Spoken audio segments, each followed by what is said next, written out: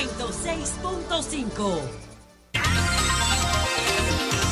4:25 minutos, el sol de la tarde. Luis José Chávez. Bueno, precisamente hoy se ha iniciado el plan de regulación de extranjeros en la República Dominicana y me parece que ese es un escenario muy apropiado para discutir el contenido de este reportaje que publica en el periódico El Nacional, desplegado en 2 páginas, en la 4 y en la 5, el periodista Rudy Germán Pérez. Un trabajo bastante completo y que lógicamente muestra que se trató de un estudio en el terreno porque implicó la visita a diferentes comunidades de la región sur. Yo recomiendo la lectura de ese trabajo porque yo creo que pone el dedo sobre la llaga. Aquí hace tiempo que se está debatiendo el problema de la inmigración ilegal y el problema de la frontera, no en la frontera, sino en los medios de comunicación y básicamente en los foros del Gran Santo Domingo, es decir, en los medios de comunicación, en la televisión, en la radio, en los periódicos, pero nada de eso se está examinando en el terreno, es decir, en la misma zona fronteriza. Y es bueno, inclusive, que la gente haga conciencia sobre lo que está pasando en la frontera. Es posible que algunos de los datos que maneja el periodista Rudy Germán Pérez tengan que ser confirmados, puedan ser corregidos, pero no hay duda de que las cosas que se dicen aquí ameritan una reflexión seria de la opinión pública y del liderazgo nacional. Dice, por ejemplo, en este reportaje, invasión haitianos ocupan pacíficamente pueblos fronterizos. Dice Rudy Germán que la presencia de haitianos en la frontera es tal que en muchas comunidades los alcaldes pedáneos no saben hablar español y los dominicanos que viven en esos lugares alcanzan el 3% de los habitantes. Y entonces cita un ejemplo. Cita las localidades de Jaramillo, Judea, Isabel de Torres, El Gómez, La Cabulla, Batey Madre, La Cenita, que pertenece a Montecristi, donde 82 de las 83 viviendas inventariadas en esas comunidades están ocupadas por familias haitianas.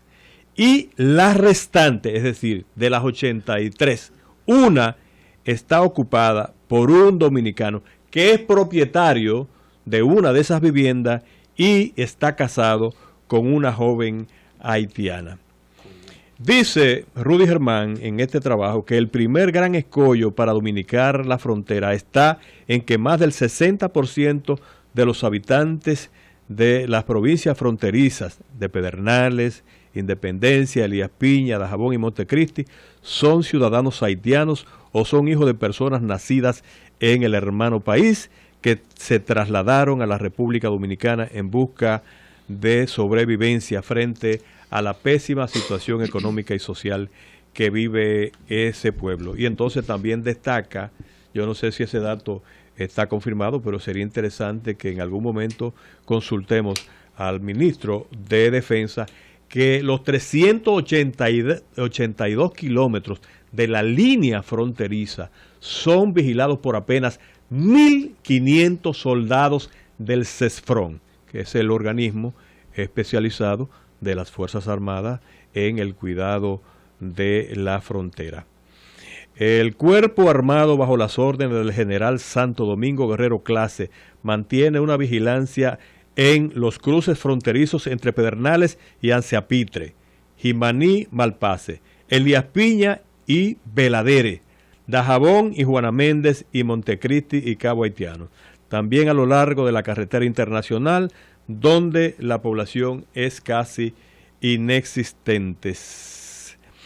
En otro aspecto resaltado en este trabajo, se indica que en la zona fronteriza la presencia haitiana es tan predominante sobre la dominicana, especialmente en los religiosos, donde la práctica del vudú, que es una religión haitiana, está muy difundida entre los habitantes de la zona.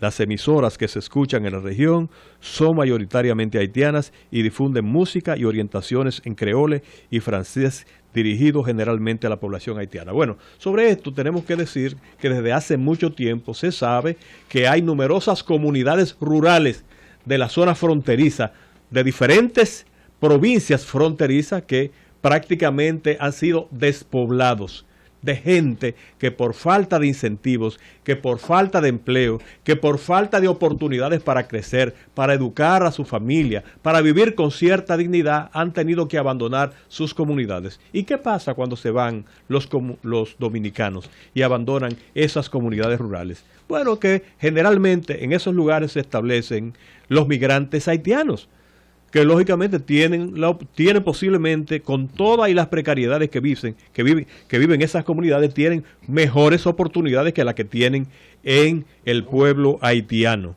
Yo creo que hay que prestarle atención a este tema de la frontera. No podemos seguir limitando el debate sobre el problema fronterizo, el problema de la migración, solo en Santo Domingo, sobre los grandes centros donde se da el debate político. Tenemos que hacer un descenso en las fronteras, en las comunidades donde vive la gente, donde viven los dominicanos que se están justamente, que se están trasladando, están saliendo de esa zona, están llegando a los grandes centros urbanos y especialmente a Santo Domingo, y están dejando su espacio, sus comunidades, a la migración haitiana. El asunto en esto está en que el ciudadano dominicano del mundo, lógicamente, se mueve según sus intereses. En la República Dominicana, la pobreza golpea toda esa zona fronteriza, con 2 o 3 puntos como excepción, y la gente sencillamente emigra, dejando el espacio y el trabajo, un trabajo duro, que el dominicano vendiendo navajitas de afeitar en la 27 con Churchill o Lincoln puede ganarse ese dinero o más, al ciudadano haitiano que entra.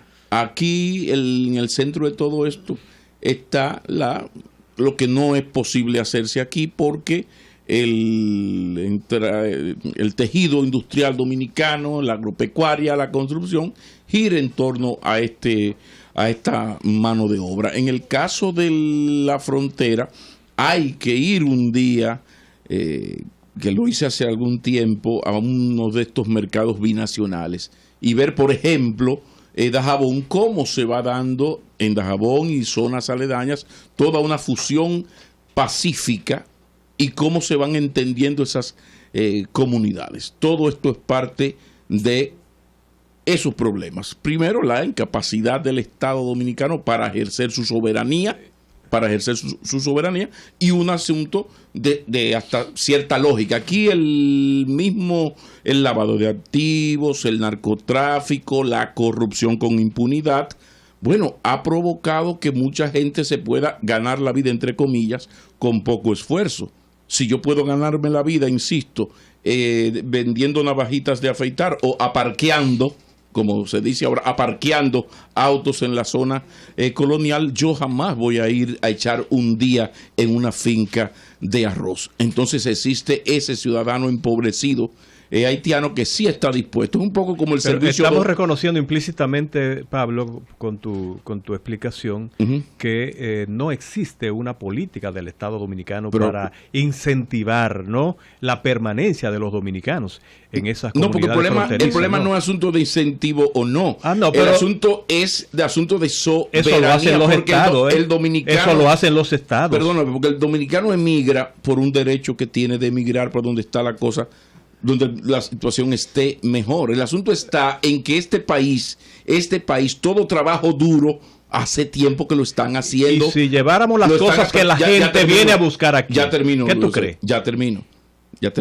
O sea, si seguimos en una situación en la cual todo trabajo difícil lo hace una mano de obra haitiana, entonces, bueno, esto solo tiene un camino. Ahora, el asunto está en que ese Estado no se atreve, por una serie de asuntos, a poner la casa en orden. Entonces, hoy aquí la mano de obra que construye las obras del Estado es haitiana e indocumentada. Bueno, Pablo, pero también se da el hecho, y eso hay que reconocerlo, que el Estado dominicano no está haciendo ningún esfuerzo para crear condiciones, es decir, aplicar políticas sociales, inversión económica apropiada para desarrollar actividades que estimulen a los dominicanos a permanecer, hay una máxima, a mantener y sobre todo para llevarle las cosas que la gente no tiene, cosas tan elementales,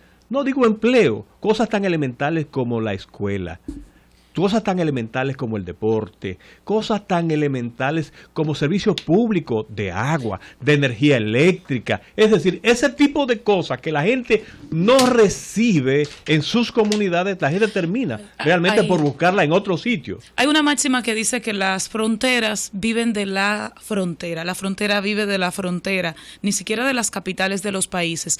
Ahora, ciertamente hay una desprotección a la zona fronteriza, pero no es solo a la zona fronteriza.